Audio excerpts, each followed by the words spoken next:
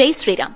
జనవరి 22వ తారీఖున మన గృహాల్లో 5 దీపాలెందుకు వెలిగించాలి, ఎలా పెట్టాలి తెలుసుకుందామా? నారాయణుడు నరుడిగా రూపం దాల్చి ఎన్నో కష్టాల్ని మనలాగే అనుభవించి ఎక్కడా తొణకని బెణకని తన సుగుణాలతో అప్పట్నుంచి ఇన్ని యుగాలు దాటినా మనిషి జీవితం ఎలా ఉండాలో జీవించి చూపినవాడు శ్రీరామచంద్రమూర్తి. ఎప్పటికైనా రామయ్య తన రాజ్యానికి రాకపోతాడా అని 500 ఏళ్ల నుంచి 5 తరాలు తమ కన్నీటితో రామనామంతో ఆవేదనతో పోరాడే శక్తి లేక సాధించుకునే మార్గం తెలియక తమ దేహాల్ని వదిలి వెళ్లిపోయారు. మళ్లీ 100 ఏళ్ల తర్వాత ఈ తరానికి దక్కిన అదృష్టం మన రామయ్య ఆలయ నిర్మాణం, రామరాజ్య పాలనం.